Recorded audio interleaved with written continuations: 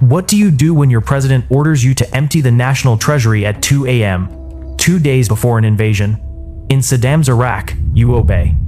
Baghdad, the 18th of March 2003, 2 days before the American invasion. The presidential palace stood silent in the pre-dawn darkness. Outside, the city held its breath. Air raid sirens had been tested repeatedly throughout the week. Families stockpiled rice and kerosene. International journalists evacuated in convoys heading north toward Jordan and Turkey. The United Nations weapons inspectors had already left. Everyone knew what was coming. Inside a secure study on the third floor, President Saddam Hussein sat at his desk. The room smelled of cigarette smoke and old paper. He wore his military uniform, the one without insignia, the outfit he favored when making decisions he wanted no official record of. Before him lay a single sheet of presidential letterhead. The order was brief. It instructed the Central Bank of Iraq to release $920 million in U.S. currency and €100 million in euros to the bearer of the document. The stated purpose: national security operations. No further explanation. No itemized budget. No oversight committee. He signed his name. The ink glistened under the desk lamp.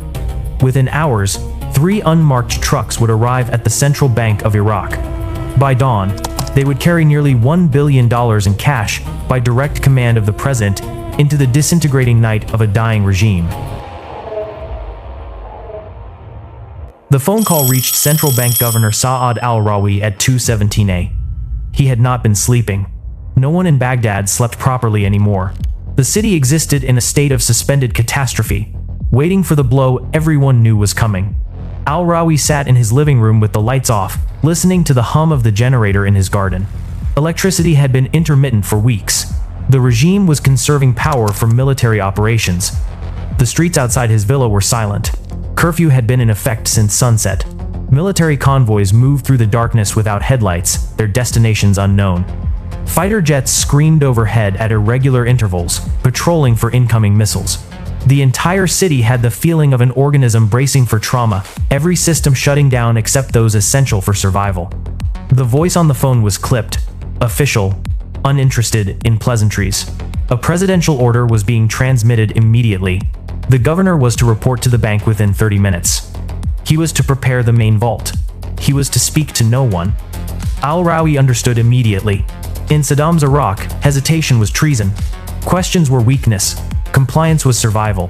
He dressed in the dark, kissed his sleeping wife without waking her, and drove through empty streets toward the bank. Checkpoints waved him through without inspection. They had been told he was coming. The Central Bank of Iraq sat in the heart of the capital, a fortress of stone and steel built in the optimistic years after nationalization.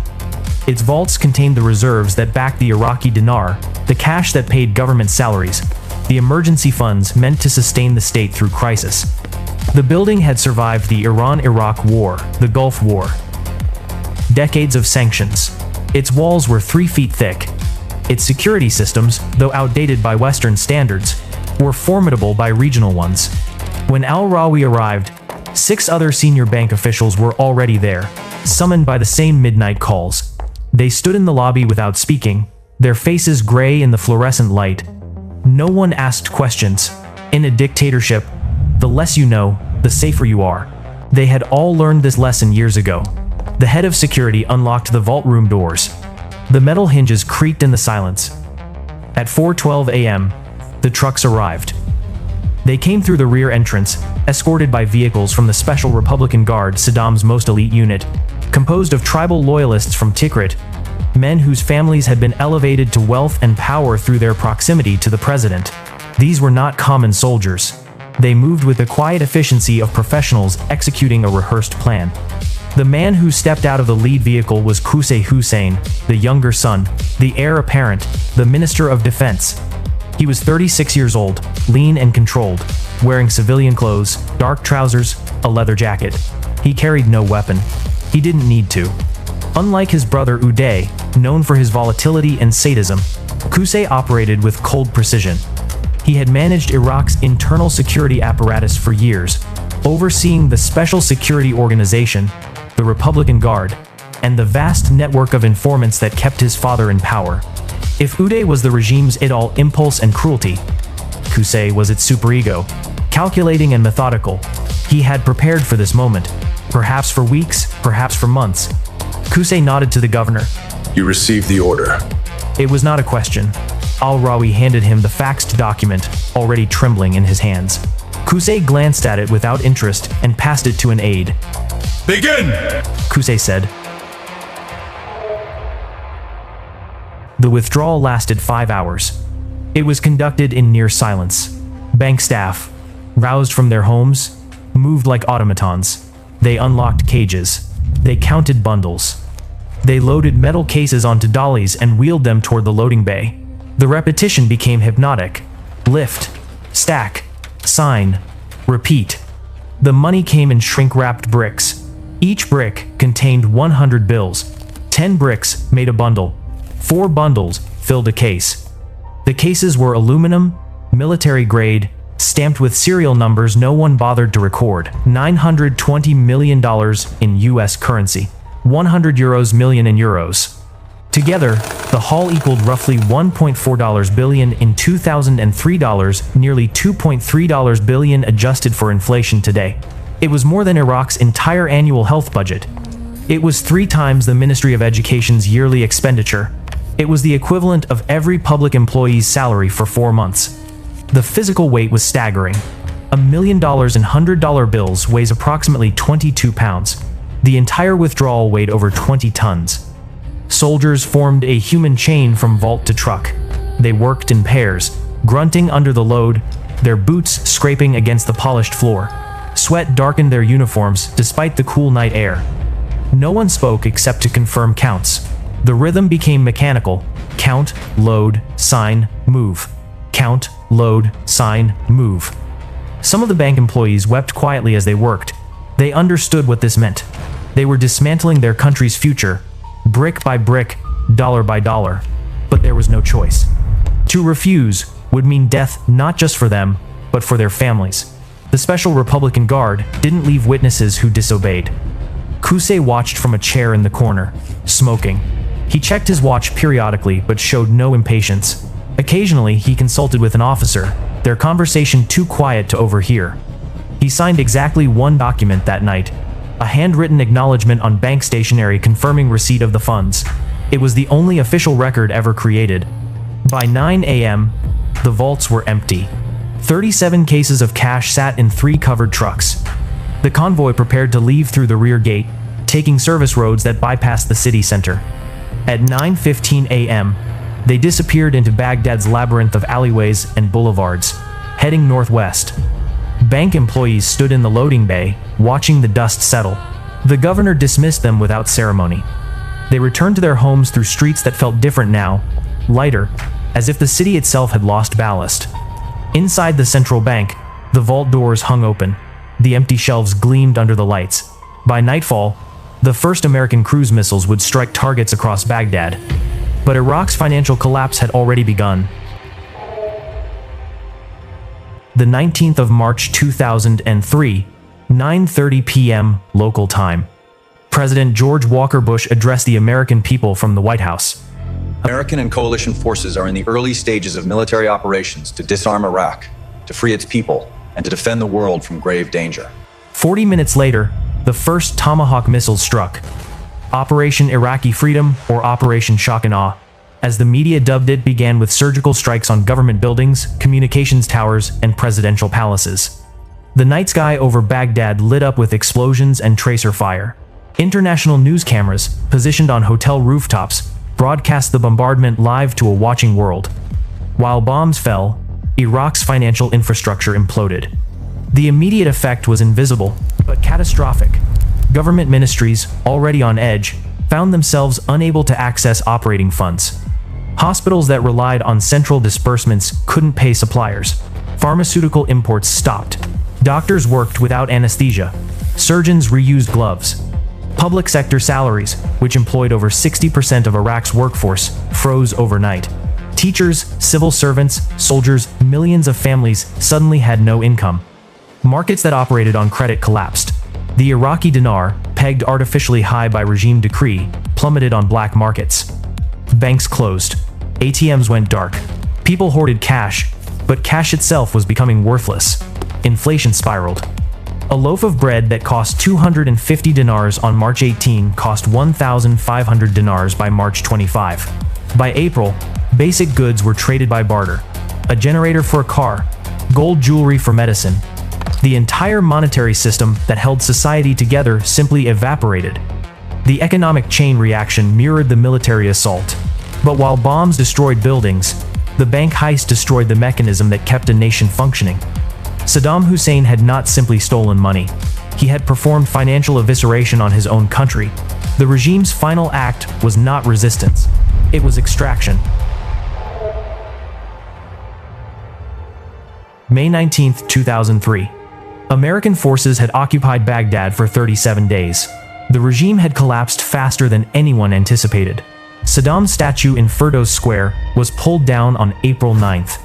Major combat operations were declared over on May 1st, but the president himself remained at large. A team from the 4th Infantry Division, conducting systematic searches of presidential properties, entered a palace complex in the Adamia neighborhood of northern Baghdad. The complex was one of dozens Saddam had built, ornate, excessive, each more lavish than the last. This one featured gold-plated fixtures, Italian marble, and chandeliers weighing half a ton. In a locked room in the basement, soldiers found 37 aluminum cases stacked against the wall. The first case opened revealed neat rows of $100 bills, bundled and vacuum-sealed. The second case was the same. So was the third. They stopped opening cases and called for senior officers. By evening, the entire cash had been inventoried. $650 million in US currency, along with smaller amounts in euros and Iraqi dinars. It was the largest single cash recovery in US military history, larger than any drug seizure, larger than any criminal forfeiture, larger than anything anyone had ever encountered. The discovery stunned investigators. The bills were pristine, sequential, still wrapped in Federal Reserve bands. Some had never been circulated. This wasn't pocket money or emergency funds. This was a substantial portion of a nation's treasury, sitting in a dictator's basement like furniture and storage. The Pentagon issued a brief statement confirming the find. Brigadier General Vincent Brooks, speaking from Qatar, called it a significant discovery related to the former regime's assets. But questions immediately arose. Intelligence reports and financial audits indicated that Saddam had withdrawn nearly $1 billion from the central bank. If $650 million had been recovered, where was the rest? $270 million were missing. Theories proliferated. Some intelligence analysts believed the money had been smuggled into Syria, driven across the border in the chaotic final days before the invasion. Others suggested it was buried in caches near Tikrit, Saddam's ancestral home, hidden in preparation for an insurgency. Still others theorized it had been distributed to loyalists as payment for future resistance bribes to tribal leaders, funding for safe houses, seed money for the insurgency that would soon engulf the country. None of these theories were ever confirmed. The money simply vanished, absorbed into the collapse of a nation. July 22, 2003. Mosul. Acting on intelligence from an informant, U.S. forces surrounded a villa in the upscale Falan neighborhood. The house belonged to a cousin of Saddam Hussein. Neighbors reported seeing unusual activity: armed men, blacked-out vehicles, deliveries after dark. American commanders believed Qusay and Uday Hussein, Saddam's sons, were inside. The siege began at dawn. Loudspeakers ordered the occupants to surrender. Instead, automatic weapons fire erupted from the upper floors. The battle lasted 4 hours. U.S. forces fired Tau missiles into the building. Helicopters provided air support. The villa's facade crumbled under the assault. When soldiers finally entered, they found 4 lifeless figures. 2 were identified as Qusay and Uday Hussein. Both had fallen in combat. Qusay was found clutching an AK-47. Wounds spread across his chest. Uday was in an adjacent room, similarly armed. His fight also ended there. The brothers had been inseparable life partners in cruelty, in excess, in their father's grand crimes. They passed together, defiant to the end. December 13, 2003, Ad-Dar, near Tikrit. A farmhouse on the outskirts of town. Informants reported a suspicious pattern of visitors to a property owned by a former bodyguard. American forces cordoned off the area and began searching. In a walled compound behind the main house, soldiers noticed a small depression in the ground, partially concealed by bricks and dirt. Beneath it, a styrofoam plug. Beneath that, a hole approximately 6 feet deep, lined with orange foam and ventilation pipes. At the bottom, a man with a wild beard and unkempt hair crouched in the darkness. Saddam Hussein did not resist. He raised his hands and allowed himself to be pulled from the hole. He looked nothing like the dictator in the portraits that had once hung in every government building. He was gaunt, disoriented, his uniform replaced by traditional robes caked in dirt. Soldiers searched him. In his pockets, a pistol, unfired. 2 AK-47 rifles lay nearby in the hole, also unused. And one other item. A single $100 bill, folded and tucked into his shirt pocket. The man who had stolen $1 billion ended his reign with $100 in cash. A U.S. Army medic examined him on site, checking for weapons or wounds. Saddam was compliant, almost docile. He identified himself calmly. I am Saddam Hussein, President of Iraq. I am willing to negotiate. The soldiers ignored this. There would be no negotiation. His war was over.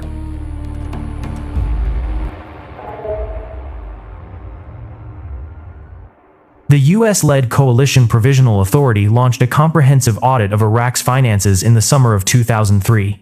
The scale of the theft slowly became clear. Investigators confirmed that Saddam Hussein's handwritten order from March 18th was legitimate under Iraqi law as it existed at the time. The Iraqi constitution granted the president emergency powers during wartime, including unilateral control over state finances. There was no oversight, no countersignature required, no parliamentary approval. In other words, the withdrawal was legal.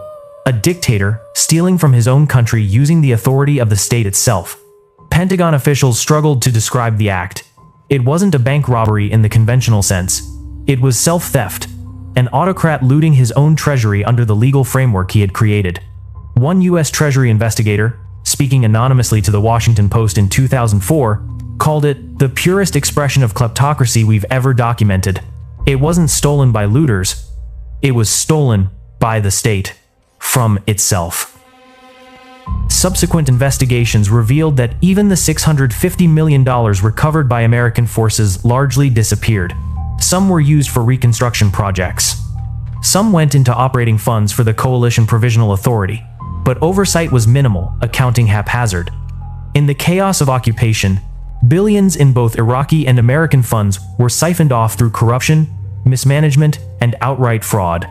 Iraq's National Audit Office would later estimate that over $20 billion in Iraqi funds vanished during the first 2 years of occupation. Some stolen by insurgents, much of it lost through systemic corruption involving both Iraqis and foreign contractors. The central bank heist, dramatic as it was, became just one chapter in a much longer story of financial pillage.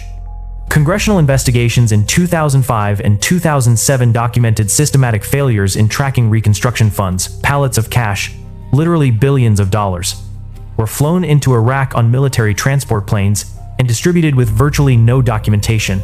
Some were stolen, some were lost, some simply evaporated into the fog of war and incompetence.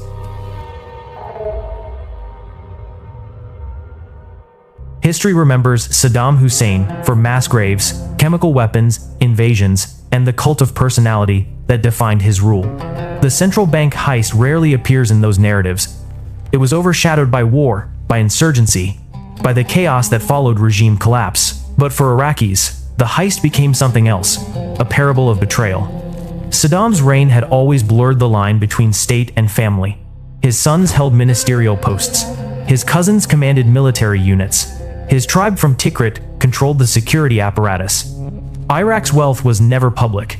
It was personal, an extension of the Hussein family's power. The central bank withdrawal was simply the final, most explicit expression of that reality.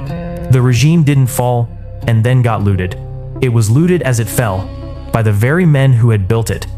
For ordinary Iraqis, the teachers who went unpaid, the doctors who worked without supplies, the families who watched their savings evaporate. March 18, 2003 became a date as significant as the invasion itself. It was the night their future was loaded into trucks and driven away. Economically, the heist accelerated Iraq's collapse. The missing funds would have paid salaries, stabilized the currency, maintained services during the transition. Instead, they vanished. leaving a void that insurgency and corruption rushed to fill.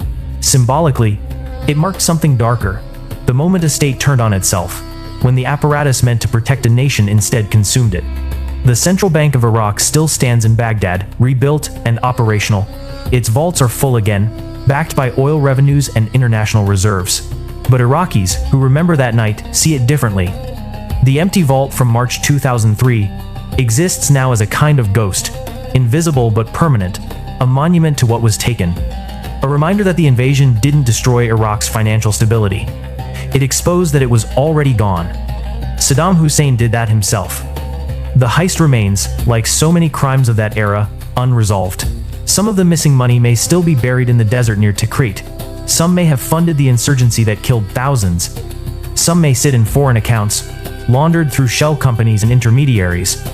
But most likely, it's simply gone spent, dispersed, lost in the collapse of a regime that understood wealth only as power, and power only as extraction. In the end, the dictator who robbed his own nation left behind not just mass graves and ruined cities, but something quieter and more insidious, proof that a state can commit crime, $1 billion at a time.